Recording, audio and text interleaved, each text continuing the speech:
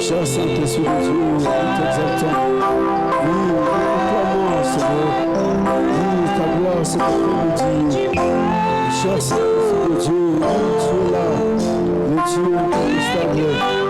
Tu es le seul Dieu dont personne ne peut contester ton existence depuis les temps anciens. Oui, parce que tu es le Dieu qui a mis en existence ce qui n'existe pas et tu as ramené au Père de gloire. Oh, alléluia, pour la gloire de ton Seigneur. Avec notre sang, de Jésus-Christ Nazareth, alléluia.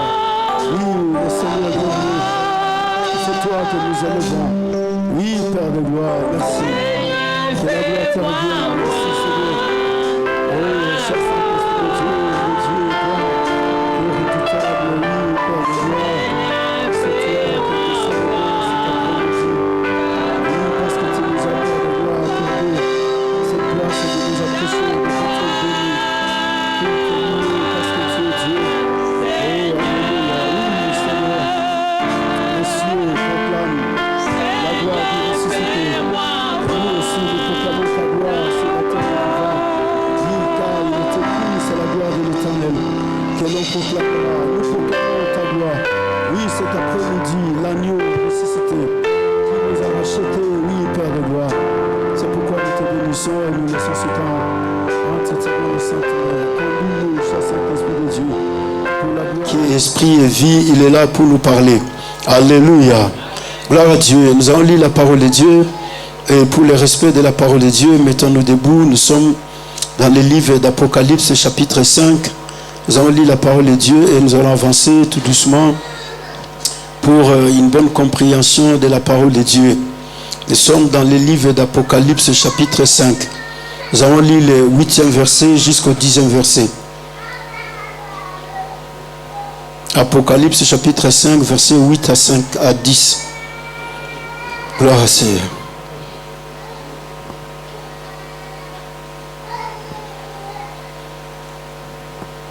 Je lis la parole de Dieu au nom de Seigneur Jésus-Christ Nazareth. Apocalypse chapitre 5, verset 8 à 10.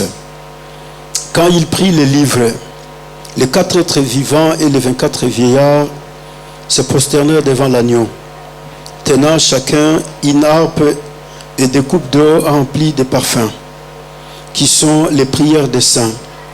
Et ils chantaient un cantique nouveau, en disant, tu es digne de prendre les livres et d'en ouvrir les sceaux, car tu as été immolé, et tu as racheté pour Dieu par ton sang des hommes de toute tribu, de toute langue, de tout peuple et de toute nation. Tu as fait d'eux un royaume et des sacrificateurs pour notre Dieu, et ils régneront sur la terre. Parole du Seigneur. Alléluia. Voilà, gloire à Dieu. Que Dieu soit loué pour cet après-midi. Et je veux que tu sois attentif à l'écoute de la parole de Dieu pour que tu reçois la grâce de Dieu cet après-midi, la bénédiction de Dieu cet après-midi, le salut de Dieu cet après-midi, la délivrance de Dieu, ce que tu as besoin que Dieu fasse pour toi cet après-midi, cela se fera par les biais de la parole de Dieu. C'est pourquoi je veux que tu sois attentif. Et non seulement que tu sois attentif, mais que tu puisses recevoir cette parole avec un cœur disposé, avec un cœur qui est très rassasié, qui a soif réellement de Dieu, un cœur qui a besoin de vivre la gloire de Dieu sur la terre des vivants. Ici, c'est l'apôtre Jean qui a réussi la révélation. Jean, l'apôtre qui est resté le tout dernier apôtre de Jésus-Christ sur la terre des vivants. Après que Pierre et tous les autres étaient morts, mais Jean, Jésus l'avait déjà déclaré depuis les temps anciens. Les apôtres sont venus voir Jésus le jour où Jésus était en train de parler, et ils ont posé la question à Jésus de savoir, mais qu'est-ce qui va se passer? Parce que nous allons mourir, mais c'est lui qui met tout le temps sa tête sur ta poitrine. Qu'est-ce qui se passera pour sa vie? Parce que tu n'as rien dit pour lui. Jésus dira ceci: si je veux qu'il ne meure pas, donc il ne va pas mourir. Alléluia. Alors ce jour-là, il y avait de la pagaille dans les milieux de tous les apôtres. Pierre et tous les autres, ils sont partis, ils ont commencé à crier, non, Jésus, il a dit, Jean ne mourra pas. Et il y avait un problème sérieux. Les paroles de Jésus a créé des disputes entre les disciples, entre les apôtres, entre tous les autres frères et sœurs. Mais Jésus n'avait pas dit qu'il ne va pas mourir. Non. Jésus l'a dit, si je dis qu'il ne mourra pas, donc voilà, c'est moi qui décide. Mais vous n'avez pas besoin de me poser la question de savoir à ce qui concerne la vie des gens. Alors voilà pourquoi Jean était resté le tout dernier apôtre, et avant de partir au ciel, Dieu lui a donné la révélation de ce livre que nous lisons qui s'appelle l'Apocalypse, parce que ce sont des choses que Dieu devrait révéler à l'humanité, mais l'homme utilisé par Dieu, c'est Jean. Alors Jean, quand il écrivait les livres d'Apocalypse, il était déjà un homme dont tous les désirs ne voyaient plus, parce que ces désirs ont été crevés par les Romains à cause de sa foi en Jésus-Christ Nazareth. Jean était déjà âgé de plus de 100 et quelques 20 ans, et il n'avait plus la force de passer, faire trop de choses, mais le Saint-Esprit a continué à l'utiliser en ce moment de son aveuglement physique. Et Jean vivait dans un lieu où il y avait des escorpions, les mêmes escorpions que Jésus avait dit, je vous donne le pouvoir de marcher sur les escorpions, sur les serpents et sur la puissance de l'ennemi. Et Jean est pris et il est jeté au milieu des escorpions à cause de sa foi en Jésus-Christ, jusqu'à ce qu'ils attendent que Jean puisse renier sa foi. Alors je croyais que si Jean était dans ma génération, il allait effectivement renier Jésus.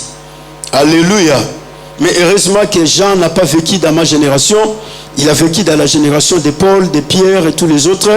Et il a gardé sa foi malgré la torture des escorpions, malgré tout ce que les escorpions lui faisaient dans la forêt d'Éphèse. Mais Jean gardait sa foi en Jésus-Christ. Malgré tout ce que les empereurs romains attendaient de Jean, mais Jean gardait toujours sa position de continuer à proclamer Jésus-Christ, malgré son aveuglement, malgré la douleur, malgré la souffrance, malgré l'intensité de l'épreuve qu'il était en train de vivre. Jean continue à garder sa foi en Jésus-Christ. Et c'est pourquoi la parole de Dieu nous dit, ici est la persévérance des saints. Donc voilà, les saints doivent persévérer malgré les épreuves, malgré les difficultés, malgré les problèmes, malgré tout ce qui nous arrive. Mais Dieu n'attend pas de nous que nous puissions continuer à lui présenter. Ah, Dieu, tu ne vois pas. Non, non, Dieu attend de nous que notre foi entre en action. Dieu attend que nous soyons des hommes et des femmes déterminés sur la terre des vivants. Et ici, Jean, il va commencer à parler ce que le Saint-Esprit lui a révélé. Et le Saint-Esprit lui révèle des choses à ce qui concerne l'humanité. Et le texte nous parle des livres qui étaient scellés. Ces livres qui étaient écrits à l'intérieur comme à l'extérieur.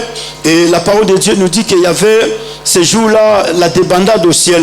Il y avait la pagaille au ciel parce que Dieu avait besoin d'un homme qui devrait se présenter devant Dieu pour lire ce qui était écrit dans ces livres, pour déceler les sept sceaux et pour enfin prendre les livres entre ses mains.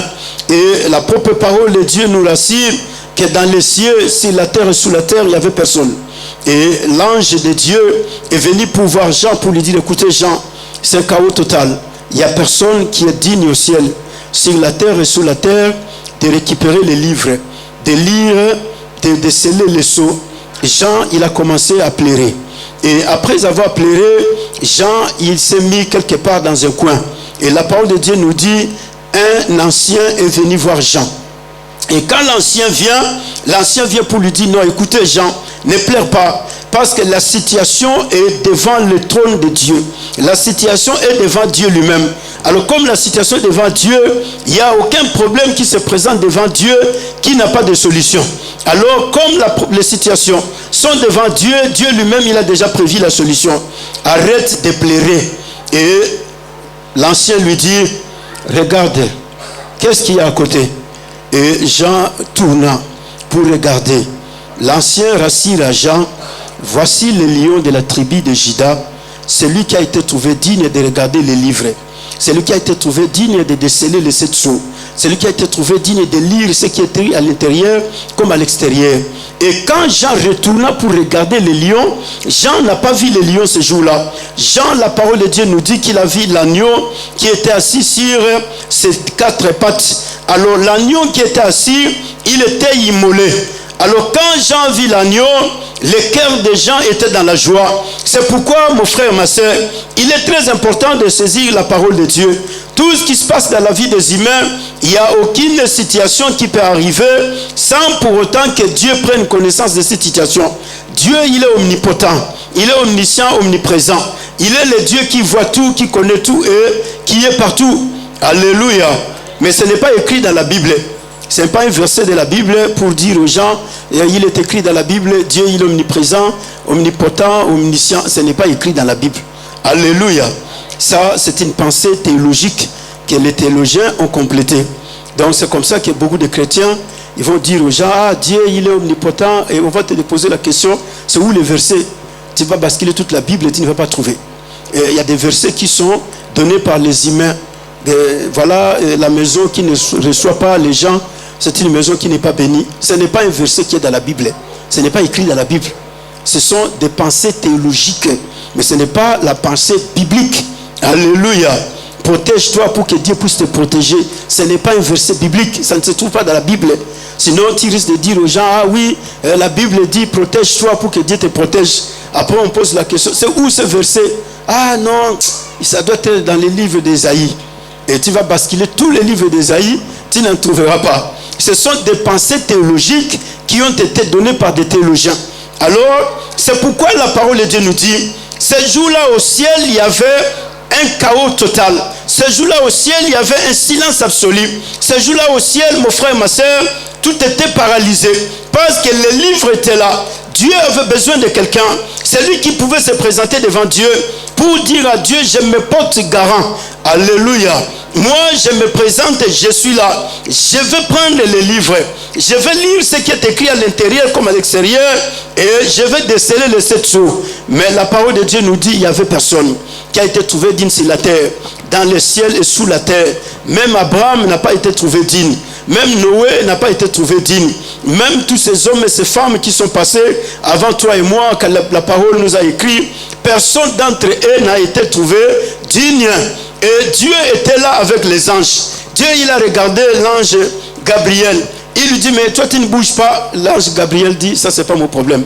Moi, si c'était pour ramener le message à Marie, j'allais rapidement courir pour dire à Marie, voilà, tu tomberas enceinte, tu nous mettras au monde un fils, j'allais partir. Mais pour ça, Dieu, s'il te plaît, trouve quelqu'un d'autre. Dieu regarde l'ange Michael. Mais toi, tu ne bouges pas. Michael lui dit, non Dieu, si c'était pour aller combattre les dragons, j'allais partir. Mais ça, non, c'est pas ma responsabilité.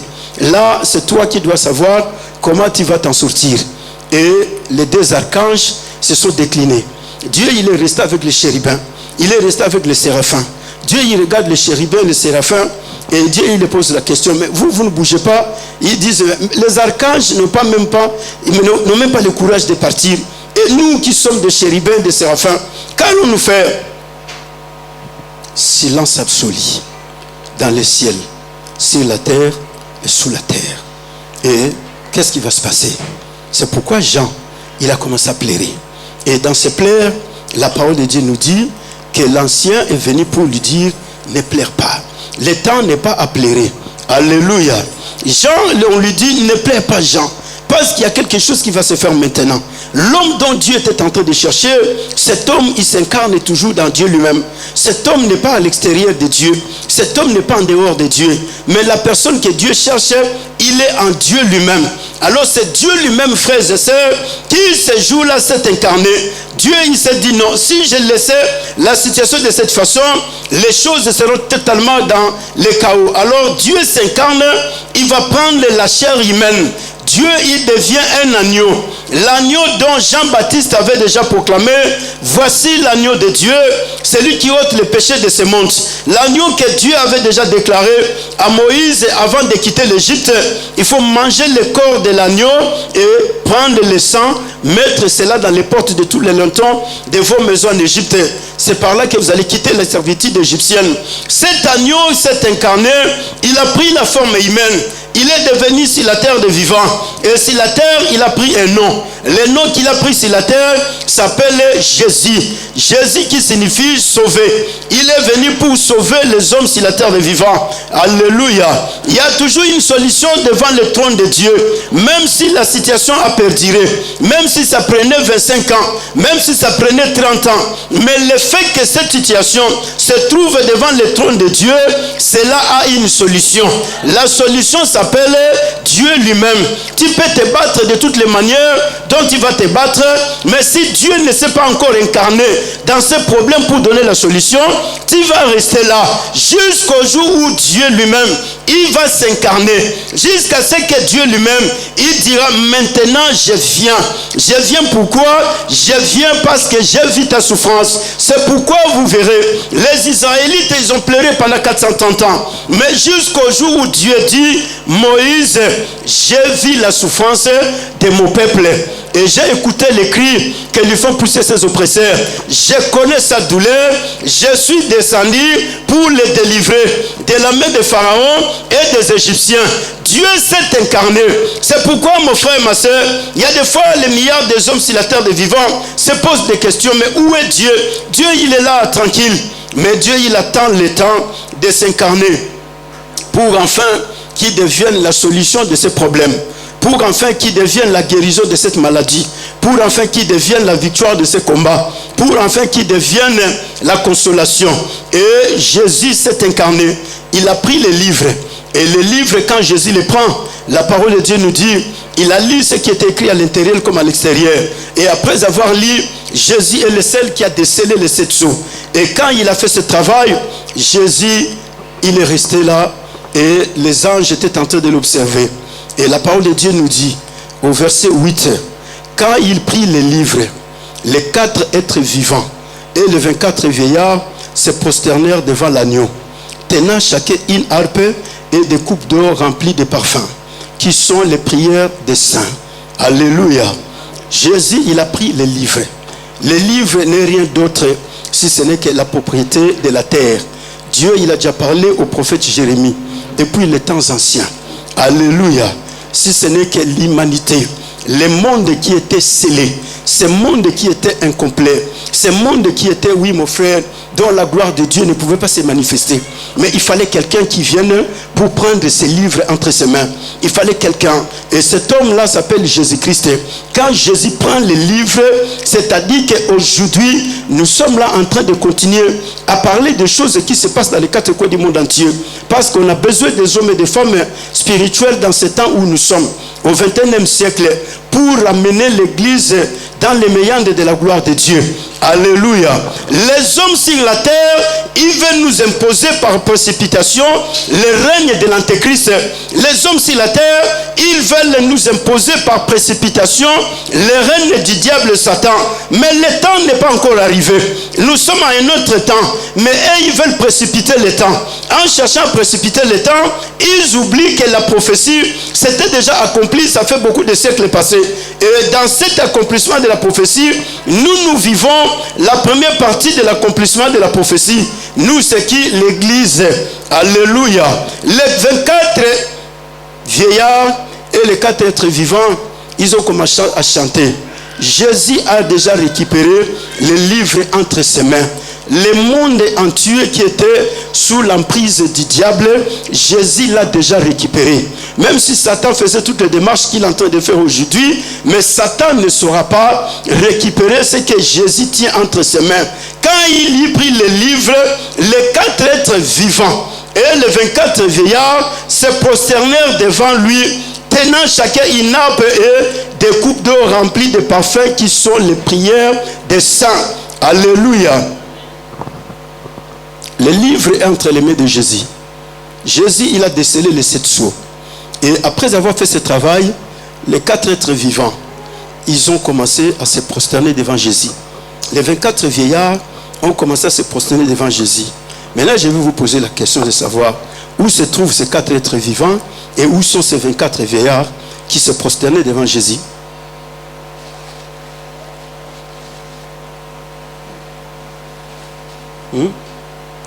Ils sont où les 4 êtres vivants et les 24 vieillards?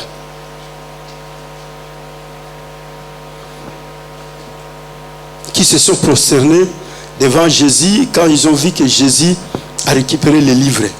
Et ils ont commencé à se prosterner devant l'agneau. Et ils tenaient chacun une harpe et des coupes d'or remplies de parfums. Et ce sont des prières des saints. Alléluia. Ici, la parole de Dieu ne parle pas d'Israël.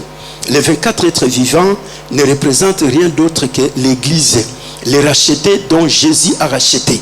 Ça dit que c'est racheté, les 24 vieillards, les 4 êtres vivants ne représentent rien si ce n'est que les chérubins qui sont dans la présence de Dieu, dans la sainteté de Dieu, ceux qui sont là dans la puissance de Dieu, qui sont là pour pouvoir vivre et voir la sainteté de Dieu à chaque minute, à chaque seconde.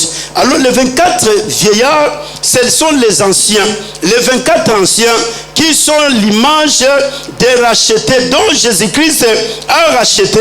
Ces rachetés, c'est toi et moi, c'est l'église que Jésus-Christ a racheté. Les 24 vieillards, ils sont en train de se prosterner pour chanter un chant nouveau. Les 24 vieillards, ils ont entre leurs mains des coupes qui sont des coupes d'or remplies de parfums. Les services qui se faisaient dans le tabernacle de Moïse, les sacrificateurs, ils étaient là devant l'autel de parfums pour pouvoir enfin monter l'odeur devant le trône de Dieu. Et aujourd'hui, les 24 vieillards, c'est toi et moi, c'est l'église, ce sont les rachetés qui sont sur la terre des vivants, qui ont des coupes entre leurs mains.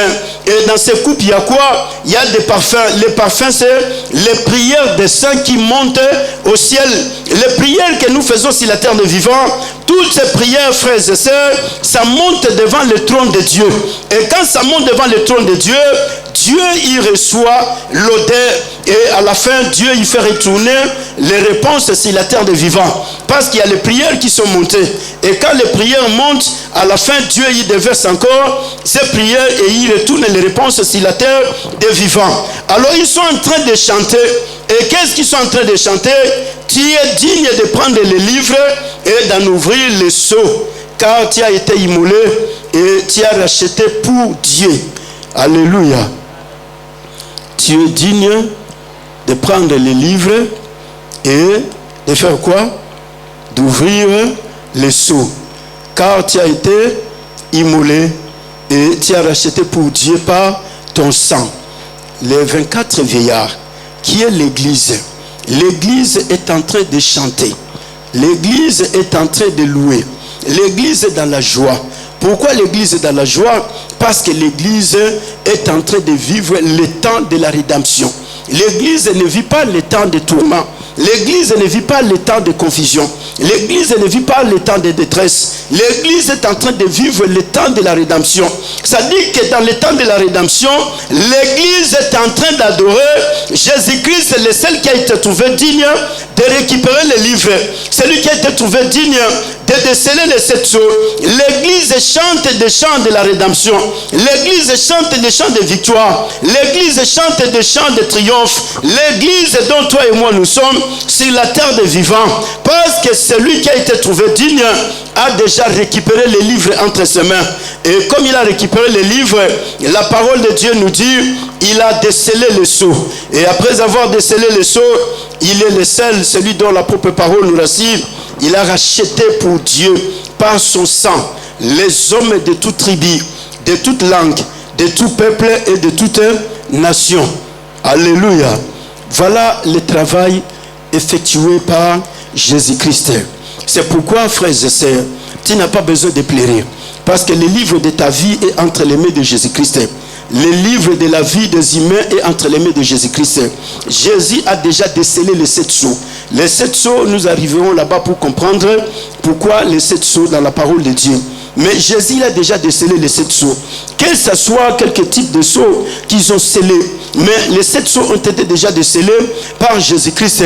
Pour qu'enfin que l'église dont toi et moi nous sommes vive dans la joie. Pour qu'enfin que l'église dont toi et moi nous sommes vive dans la paix. C'est pourquoi l'église de Dieu sur la terre des vivants n'est pas cette église qui est appelée à tâtonner de gauche à droite. Mais l'église est une église qui a déjà été rachetée. L'église qui est rachetée est en train de chanter des chants nouveaux. L'église ne chante pas des chants de tristesse. Alléluia. L'église ne chante pas des chants de détresse. L'église ne chante pas des chants de douleur. L'église chante des chants d'adoration. Tu es digne de prendre les livres et d'en ouvrir les sceaux, car tu as été immolé. C'est ça le chant de l'église. L'église est en train d'adorer Dieu. L'église est en train de célébrer Dieu. L'église est en train de glorifier Dieu. L'église est en train d'élever celui qui a racheté les hommes de toute tribu, de toute langue et de tout peuple, pour Dieu son Père. Alléluia. Voilà ce que nous devons comprendre.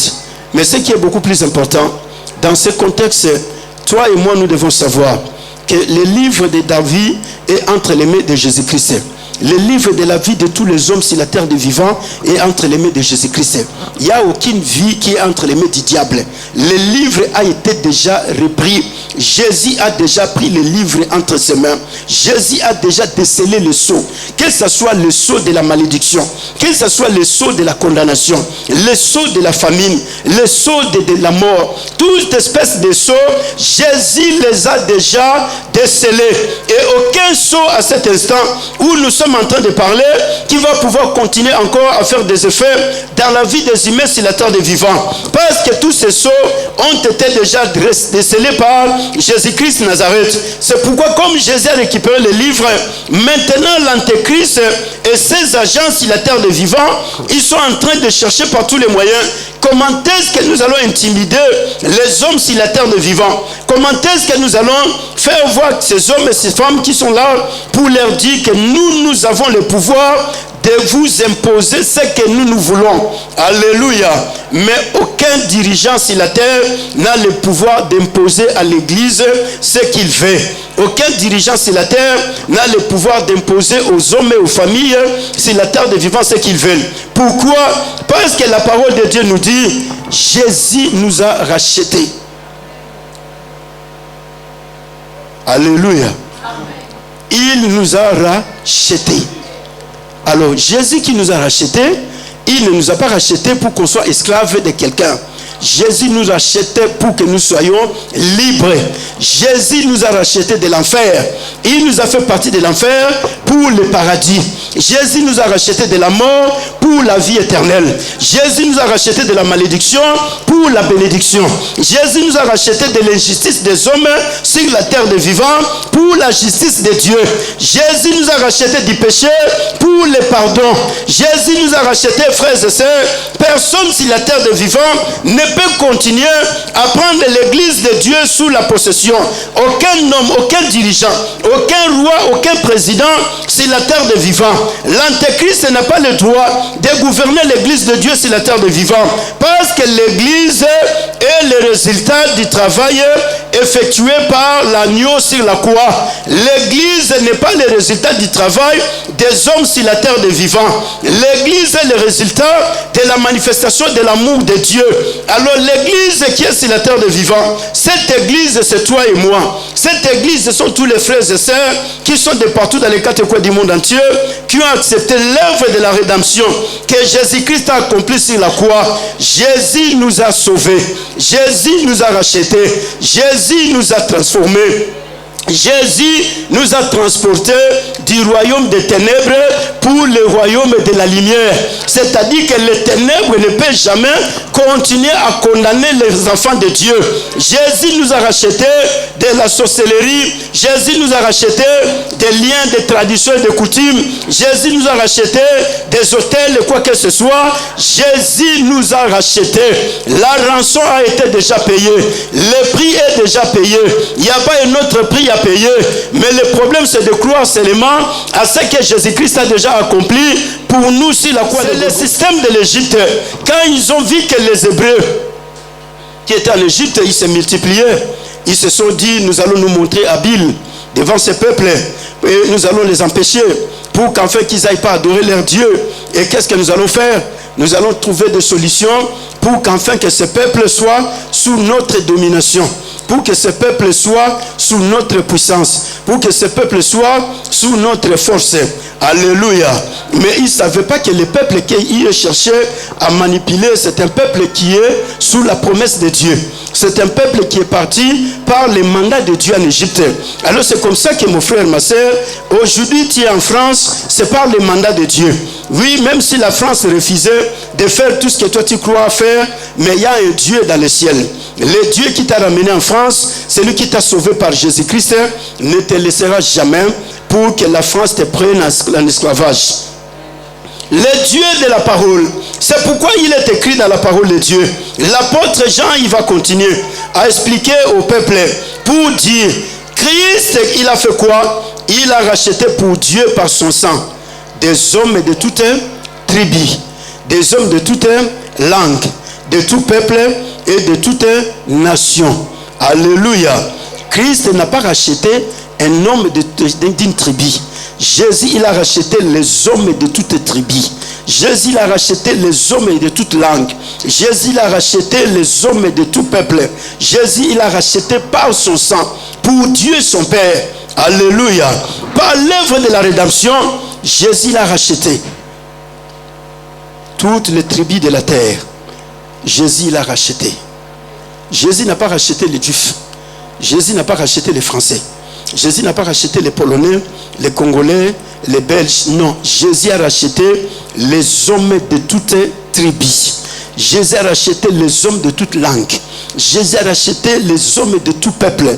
Jésus a racheté par son sang, par l'œuvre de la rédemption. Jésus a racheté les hommes de toutes les nations. Pour Dieu son Père. C'est pourquoi, frères et sœurs, à l'église, on ne peut pas retrouver les hommes qui parlent la même langue. Cette église devient une secte. L'église a besoin des hommes et des femmes de toute tribu. Si on retrouve les gens qui parlent la même langue, ça ne c'est plus une église, c'est une secte.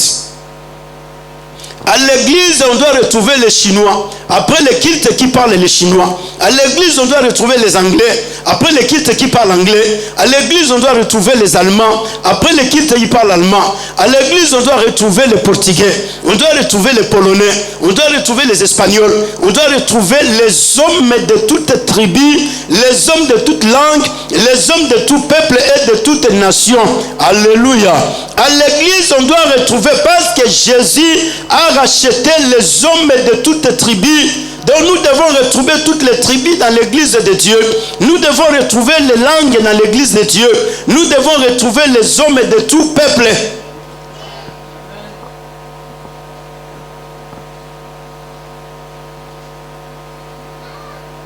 Alléluia. C'est contradictoire parce que on retrouve à l'église les gens qui parlent la même langue. Les gens qui parlent le lingala. Depuis qu'on a commencé, on a chanté en lingala, on finit tout en lingala. Non, ça devient une secte. Ce n'est plus une église. À l'église, on doit écouter les gens chanter en portugais, chanter en français, chanter en anglais, chanter en espagnol, chanter dans toutes les autres langues là. Donc c'est ça l'église. À l'église, après les cultes, on ne va pas retrouver les gens seulement qui parlent la même langue. Ah, Bonnie, non. À l'église, on doit retrouver les gens qui parlent portugais, qui parlent français, qui parlent anglais, qui parlent espagnol, qui parlent... Quelle langue encore? Toutes les langues du monde. Parce que c'est ce que Jésus a fait sur la croix. Jésus, il a fait le travail de fond. Jésus a fait un travail dont personne d'autre ne peut le faire. Alors c'est pourquoi, frère, quand nous allons à l'évangélisation, nous ne devons pas faire le choix pour dire non, celui-là, il va accepter et celui-là, il ne va pas accepter. Non, tu n'as pas de choix à faire.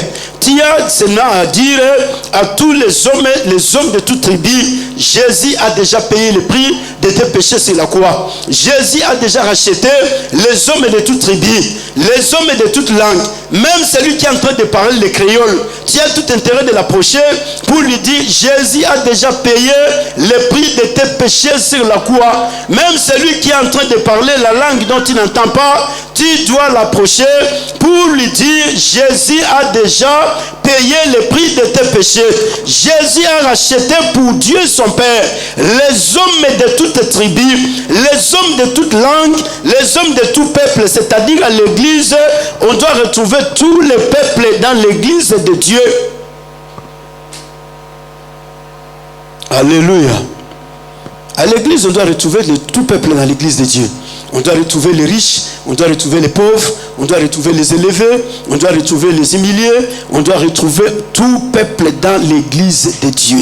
Et on doit retrouver toutes les nations à l'église. Alléluia. On doit retrouver toutes les nations. On doit retrouver parce que Jésus a racheté les Égyptiens. Jésus a racheté les Maliens. Jésus a racheté les Indiens. Jésus a racheté, frères et sœurs, les Afghans.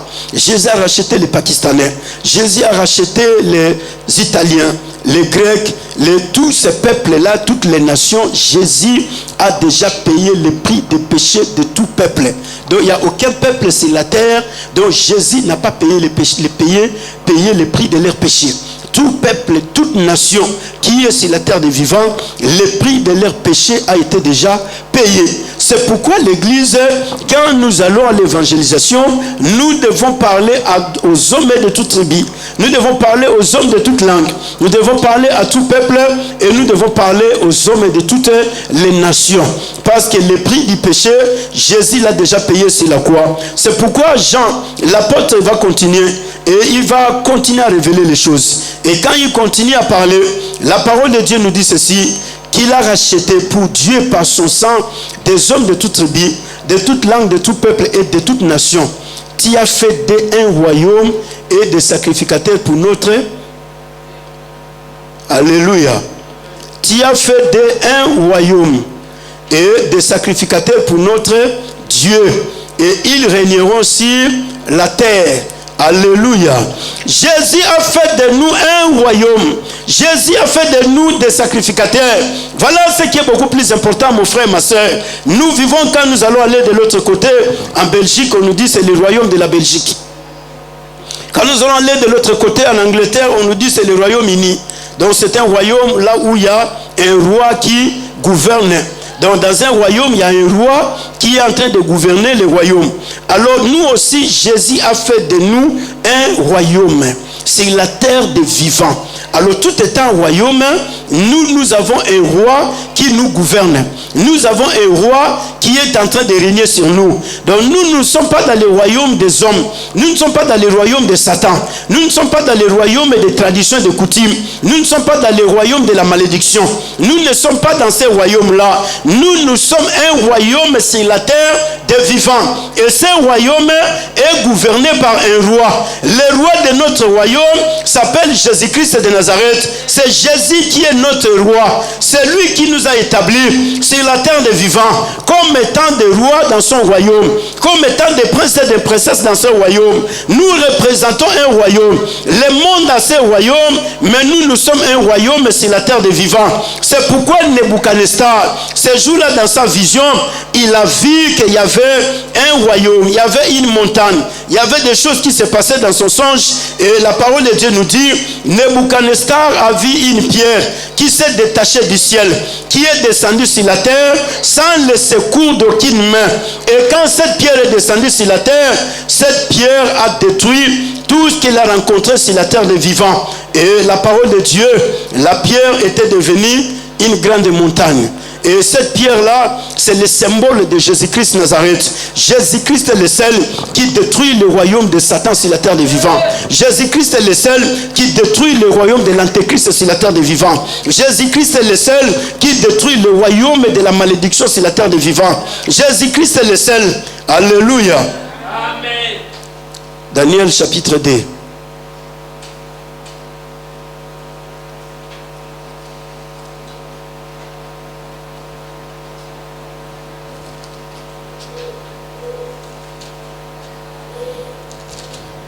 Daniel chapitre 2. Nous allons lire le verset 43 jusqu'au verset 45.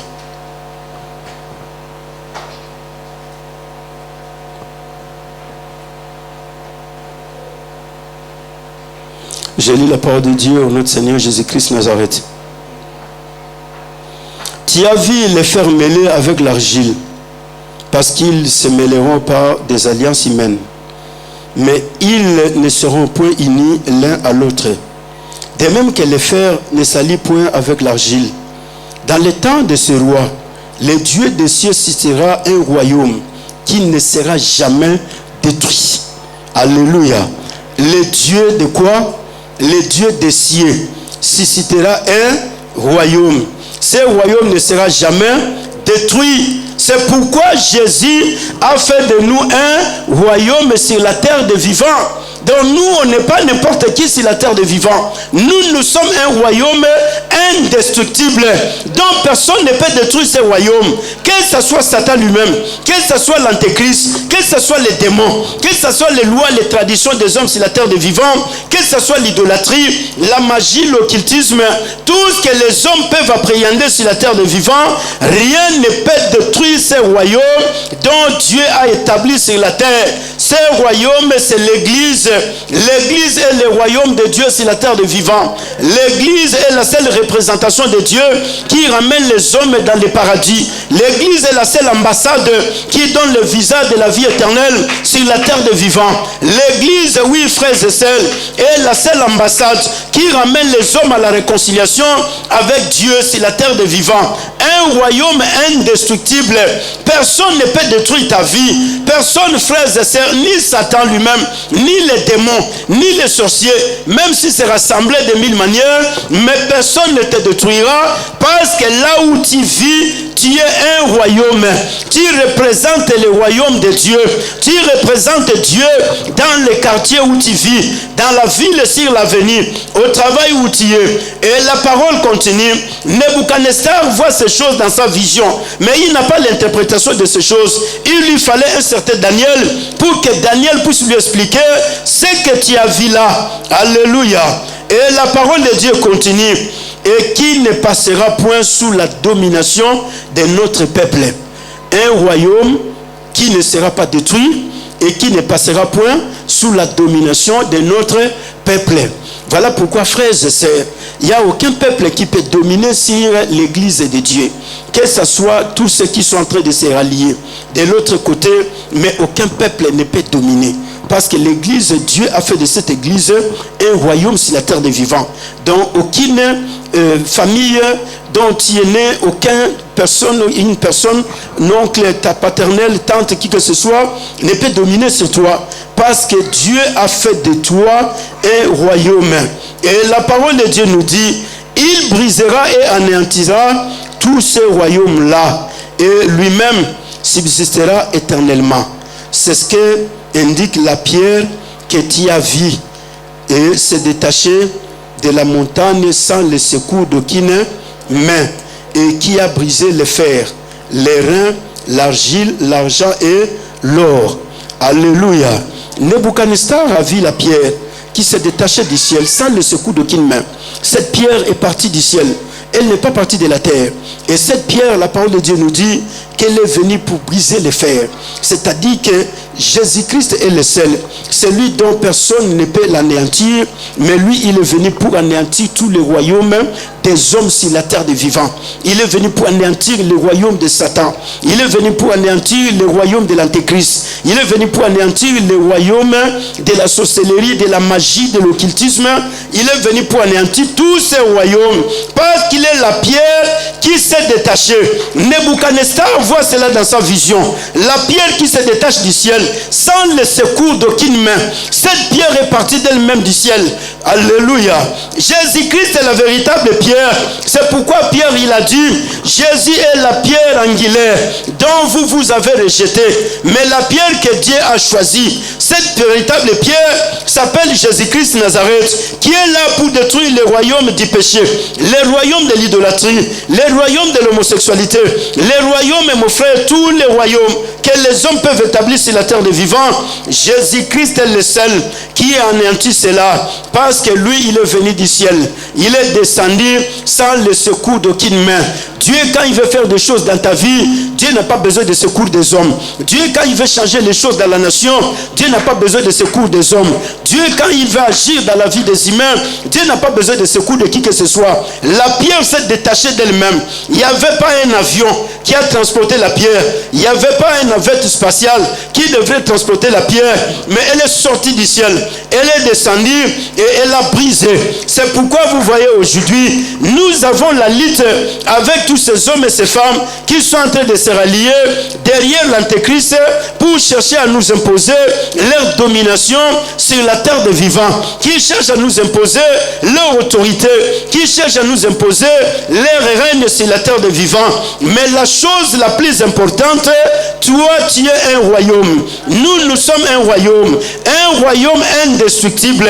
Nous sommes un peuple que personne ne peut nous anéantir sur la terre des vivants. Même si le président donnait ses lois, oui, parce que tout ce que nous voyons là, c'est le problème de l'église.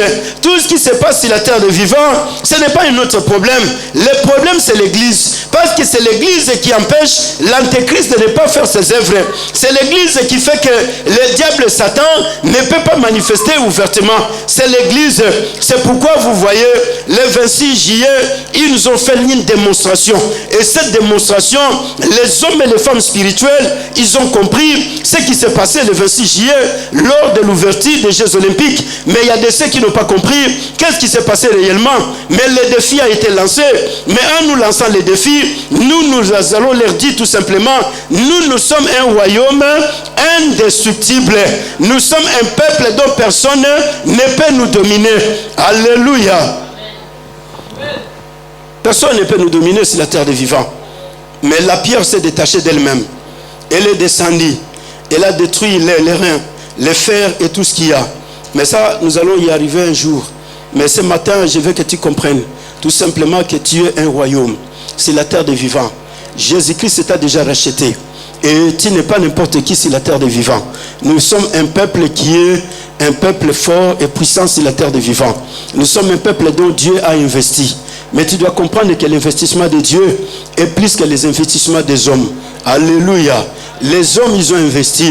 Oui, ce jour-là, nous avons vu comment ils ont investi l'argent pour que les Jeux Olympiques soient réalisés à Paris. Nous avons vu comment ils ont investi les choses pour qu'en fait que tout ce qui se passe soit réalisé. Mais nous, Dieu a investi en nous sa gloire, sa puissance, son autorité, son pouvoir, sa force, sa bénédiction, sa grâce. Dieu l'a investi en nous. Le chevalier qui a marché, qui a fait la tour de Paris sur la Seine ce jour-là, vous l'avez vu si vous avez suivi l'ouverture des Jeux Olympiques. Ce chevalier est venu nous annoncer les messages qui attendaient d'ici peu de temps. Vous allez voir ce que nous allons commencer à faire. Mais nous leur annonçons que nous, il y a quelqu'un qui a déjà fait les choses. Le chevalier, lui, il est venu en retard. L'Antéchrist veut imposer son royaume, mais il est en retard parce que Jésus-Christ s'est déjà imposé. Jésus-Christ a déjà racheté les hommes et les femmes. Aucun homme ne restera sous l'emprise de l'Antéchrist. Aucune femme ne restera sous l'emprise de l'Antéchrist parce que Jésus, payant le prix du péché sur la croix, il a payé le prix pour les hommes de toute tribu, de toute langue, de tout peuple et de toute nation. Jésus a fait de nous un royaume et des sacrificateurs. Et non seulement un royaume de sacrificateurs, mais la parole de Dieu nous dit, ils régneront sur la terre. Voilà ce qui est beaucoup plus important. Ils régneront sur la terre. Donc tu as besoin de dire que je veux régner sur la terre. Oh non, cette façon de parler, c'est vraiment une façon qui n'agrée pas Dieu. Non, tu as besoin de dire, je veux régner sur la terre. Alléluia. Ornette, tu peux m'aider à parler à haute voix que je veux régner sur la terre. Hein? Alléluia. Priscilla, tu peux m'aider à parler à haute voix que je veux régner sur la terre? David, tu peux m'aider à parler vraiment que je vais régner sur la terre? Shekina, est-ce que tu peux m'aider à parler? Ah, cette façon de parler, en tout cas, ça ne me convainc pas. Alléluia. Lydia, est-ce que tu peux m'aider à parler que je vais régner sur la terre? Ah non, je ne suis pas convaincu avec cette façon de parler. Yves, est-ce que tu peux m'aider à parler que je vais régner sur la terre? Je vais régner sur la terre. Ah, voilà ce que j'attendais. C'est ce qu'il y a, il faut parler à haute voix. Il faut parler réellement que je vais régner sur la terre. Vous êtes en train de parler, je vais régner sur la terre. Ah, Azo banaï mais azo banga pour éviter abanga rangai. Non. Ah non. Alphie, si tu peux m'aider à parler, je vais régner sur la terre. Alléluia. Rosalie, si tu peux m'aider vraiment à parler, je vais régner sur la terre. Ah. Alléluia.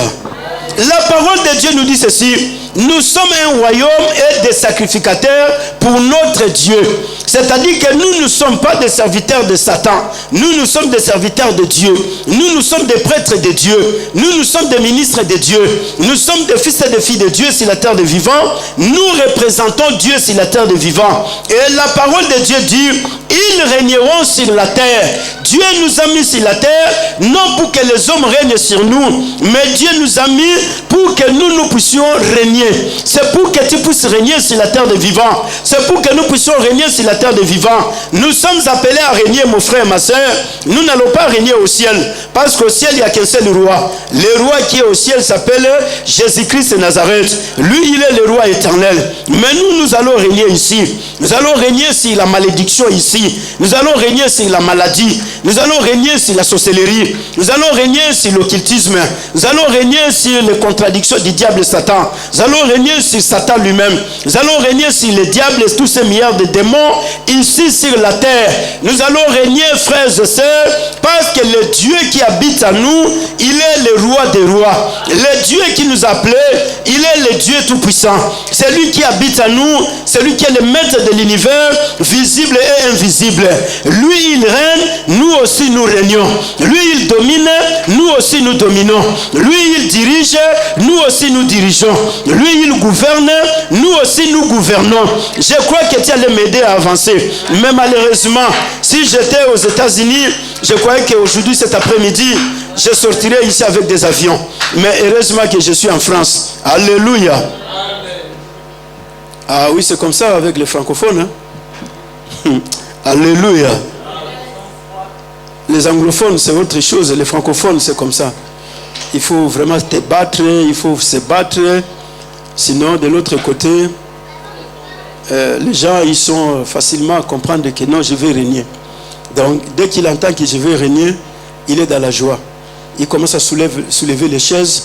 Il se montre déjà que je vais régner. Alléluia. Voilà ce que l'Église est appelée à faire sur la terre des vivants. Jésus-Christ nous a rachetés, oui, de la malédiction. Jésus nous a rachetés de la mort. Le prix a été déjà payé. Ils ont racheté du péché. Il a fait de nous des serviteurs de Dieu. Il a fait de nous des ministres de Dieu. Il a fait de nous des prêtres de Dieu sur la terre des vivants. Et non seulement ça, Jésus fait que nous puissions régner sur la terre.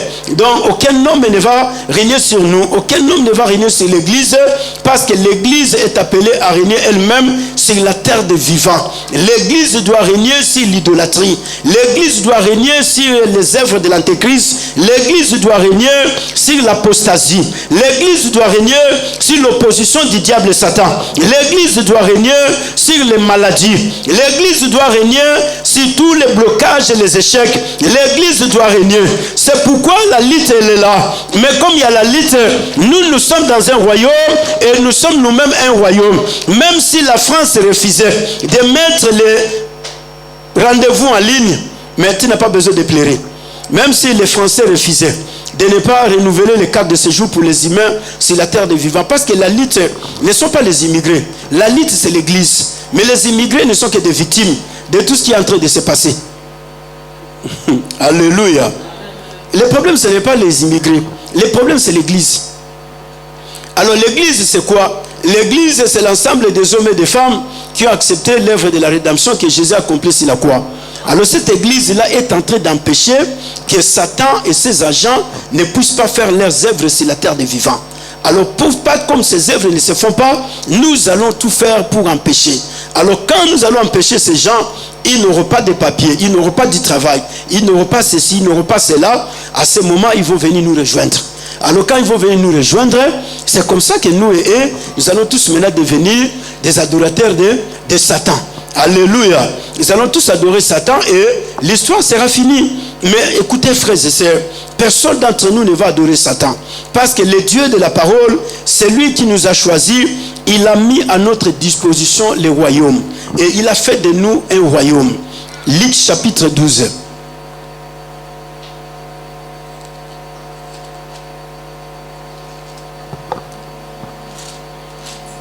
Que Dieu nous bénisse richement, notre Seigneur Jésus-Christ Nazareth. Luc chapitre 12. Nous avons lu le verset 32.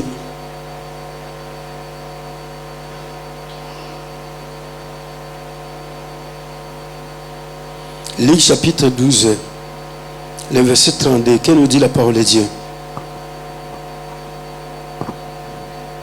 Luc chapitre 12, verset 32.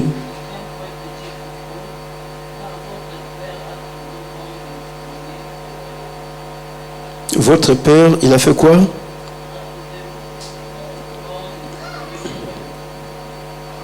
Alléluia. La parole de Dieu nous dit dans le livre de Luc chapitre 12, verset 32, ne craignez point. Ne craignez. Ne craignez.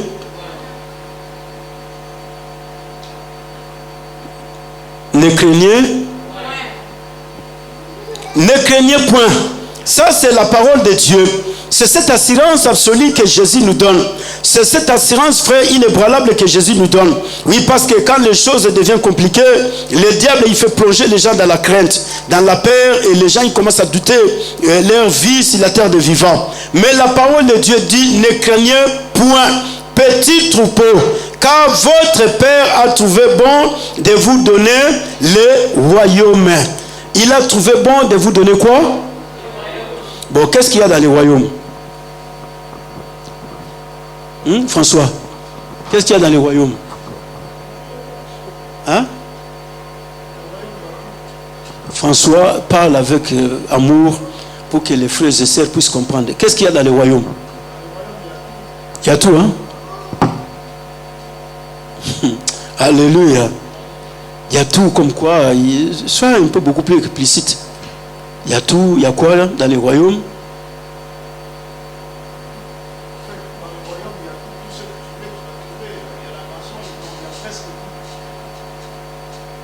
Il y a presque tout, n'est-ce pas? Alors pourquoi tu pleures? Si dans les royaumes il y a tout, pourquoi tu pleures? Si dans les royaumes il y a tout, pourquoi tu as peur? Si dans les royaumes il y a tout, pourquoi tu es triste?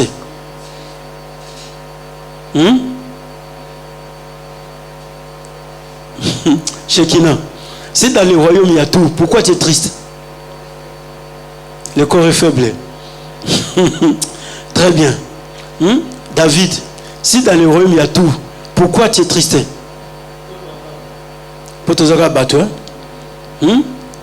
Si dans les royaumes il y a tout, pourquoi l'église est le royaume de Dieu sur la terre des vivants? L'église est la seule représentation de Dieu qui ramène les hommes dans le paradis. L'église est la seule ambassade qui donne le visa de la vie éternelle sur la terre des vivants. L'église, oui frères et sœurs, est la seule ambassade qui ramène les hommes à la réconciliation avec Dieu sur la terre des vivants. Un royaume indestructible.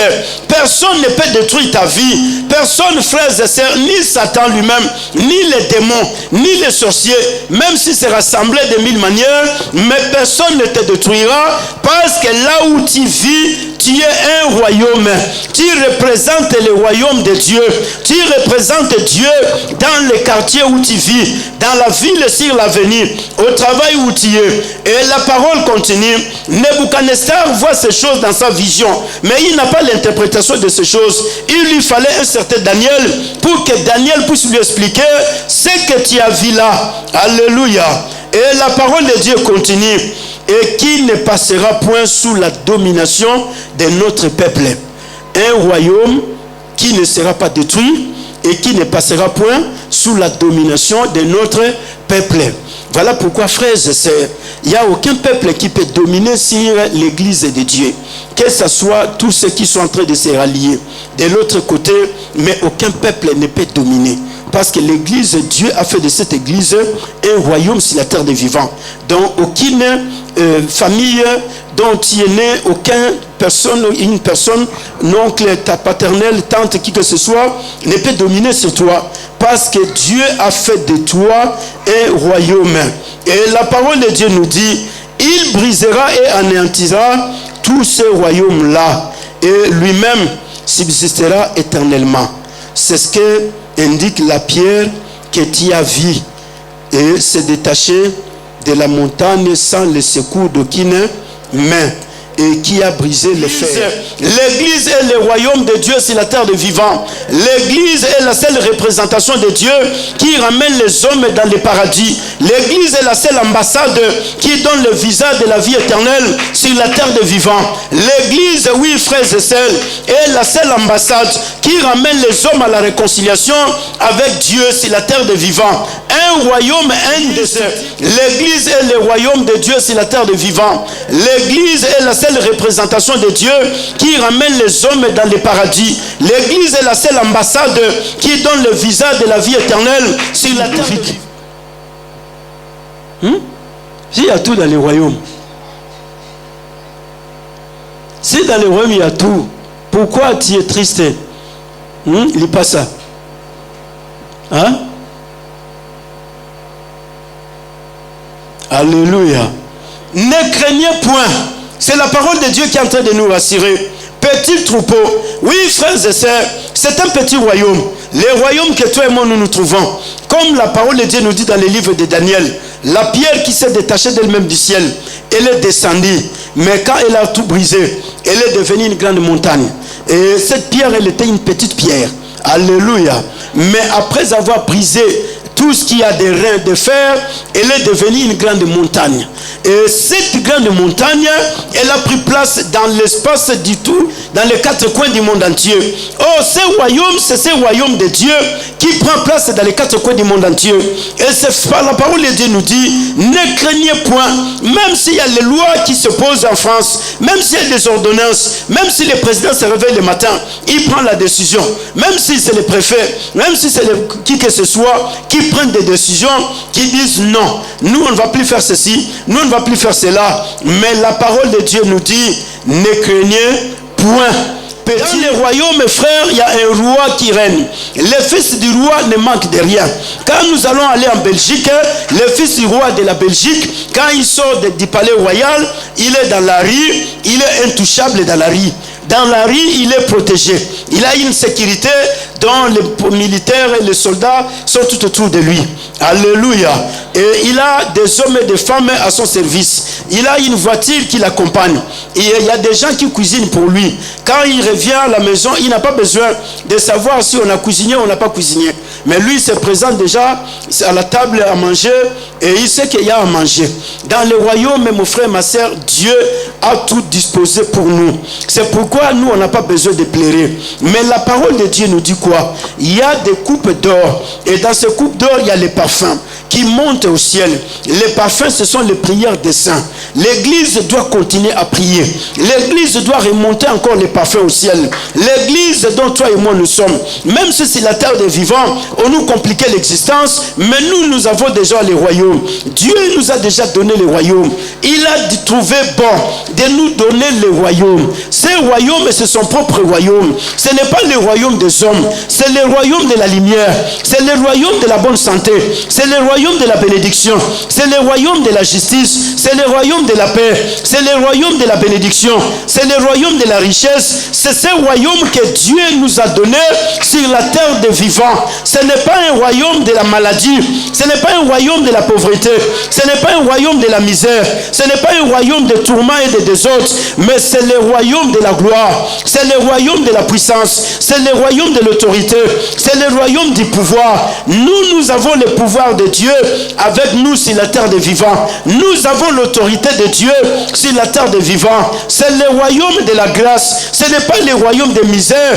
Mais Dieu, il a trouvé bon de nous donner ce royaume. Même si les hommes ne veulent pas que nous entrons dans le royaume, mais nous sommes déjà dans un royaume. Le royaume dont nous sommes, le Dieu de la parole. Jésus-Christ est le roi des rois. Et comme Jésus-Christ est le roi, Jésus seul est capable de faire des démarches pour toi. Là où toi tu n'as pas la possibilité de faire des démarches, Jésus va faire des démarches pour toi. Daniel qui est dans le royaume de Dieu, il est jeté dans la fosse au lion, mais il n'a pas d'avocat. Frères et sœurs, nous nous retrouvons dans des situations où nous n'avons pas d'avocat pour faire la défense. On n'en a pas.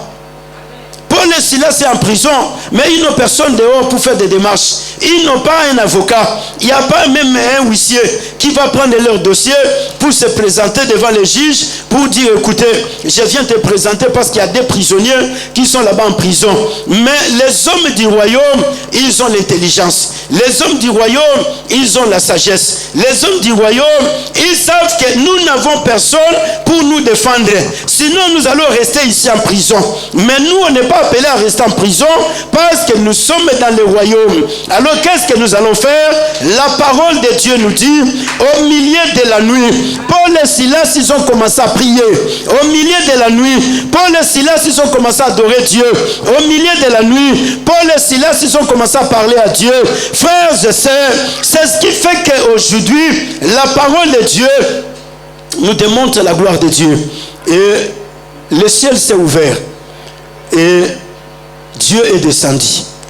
Dieu descend, il entre dans la prison. Et quand Dieu entre dans la prison, il commence à ébranler les fondements de la prison. Il commence à ébranler toutes les portes qui ont été fermées.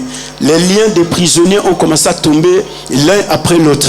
Et le geôlier était choqué ce jour-là. Pour la première fois, depuis qu'il a commencé à faire son travail, il n'a jamais vécu un pareil miracle. Il s'est levé le matin, il voit que toutes les portes de la prison sont ouvertes. Et il se dit, tous les prisonniers ont pris fuite. Alors, je suis contraint de me tuer pour qu'enfin que la justice romaine ne tombe pas sur moi. Et il prend le couteau, il veut se faire du mal. Paul lui dit, non, non, ne te fais pas du mal. Nous sommes là. Personne d'entre nous n'est sorti. Ce que tu vois là, c'est Jésus-Christ qui l'a fait. Alors toi, tu as besoin de croire en Jésus-Christ parce que c'est lui seul qui a fait ces miracles. Frères et sœurs, nous sommes dans le royaume. Dieu nous a donné le royaume. Tout ce qui est dans le royaume nous appartient. Alléluia. Mais le problème, c'est le temps de se lever. C'est le temps de dire non. Nous allons monter nos prières au ciel. Nous allons monter au trône de Dieu. Dieu est là en train de nous attendre. Mais Dieu nous a déjà tout donné. Mais quelque part, nous avons un autre royaume qui nous combat. Et le royaume qui nous combat veut nous faire voir que non, vous n'avez pas droit à quelque chose sur la terre des vivants. Or, tout ce que Dieu a fait, c'est pour nous. Alors, tout c'est pour nous. Nous devons nous lever dans la prière pour qu'en fait que nous puissions recevoir tout ce que Dieu a prévu pour nous. Alléluia. Mais tu n'as pas besoin de pleurer. Tu n'as pas besoin de rester triste. Tu n'as pas besoin de rester là en train de te poser des millions de questions. Mais tu as besoin de comprendre que je suis dans le royaume et je dois régner sur la terre des vivants. Donc personne ne va régner sur moi, mais c'est moi qui va régner. C'est l'église qui doit régner sur la terre des vivants. Alléluia. Mets-toi debout.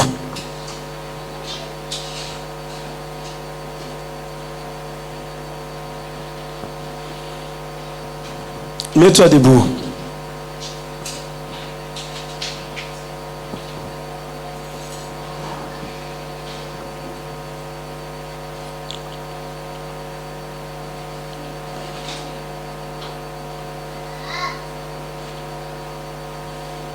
Mets-toi debout. Moi, Emmanuel. Moi, Emmanuel. Moi, Emmanuel. Je vais régner ici en France avec Jésus-Christ. Je vais régner ici en France avec Jésus-Christ. Quelle que soit la force de Satan, je vais régner avec Jésus-Christ. Quelle que soit la force de l'Antéchrist, je vais régner avec Jésus-Christ. Je vais régner sur Satan. Je vais régner sur le diable. Je vais régner sur les démons. Je vais régner sur le blocage. Je vais régner sur l'opposition. Je vais régner sur les mauvais songes. Je vais régner sur les combats qui s'élèvent dans ma vie. Je vais régner sur les tourments Dans le nom puissant de Jésus-Christ Nazareth, je veux régner sur toutes les puissances de la famille qui me combat. Je veux régner sur la sorcellerie. Dans le nom puissant de Jésus-Christ, je veux régner sur l'occultisme. Je veux régner sur les échecs. Je veux régner sur les blocages. Je veux régner sur les lois de la France. Je veux régner avec Jésus-Christ de Nazareth. Je veux régner même si les préfets refusaient de me renouveler les papiers. Je veux régner. Jésus-Christ va me donner les papiers parce qu'il a trouvé bon de me donner le royaume. Je veux régner sur la maladie. Aucune maladie ne prendra possession de ma vie. Aucune maladie ne prendra possession de la vie de ma femme, de mon mari, de mes enfants. Je veux régner sur la famine. Je veux régner sur la souffrance. Je veux régner sur toutes les lois de la France. Je veux régner sur les lois de la famille. Je veux régner sur les blocages de la France. Je veux régner sur l'opposition de la France. Je veux régner avec Jésus-Christ de Nazareth. Rien ne va me retenir. Je vais avancer avec Jésus-Christ. Je vais réussir avec Jésus-Christ parce que Dieu a trouvé bon de me donner le royaume. Je suis dans le royaume d'amour. Je suis dans le royaume de la joie. Je veux régner sur la tristesse. Je veux régner sur la détresse. Je veux régner sur tout ce qui se passe dans les quatre coins du monde entier. Sur tous les malheurs. Je veux régner. Proclame la parole de Dieu. Parce que Dieu t'appelle à régner. Parle dans le nom puissant de Jésus-Christ Nazareth.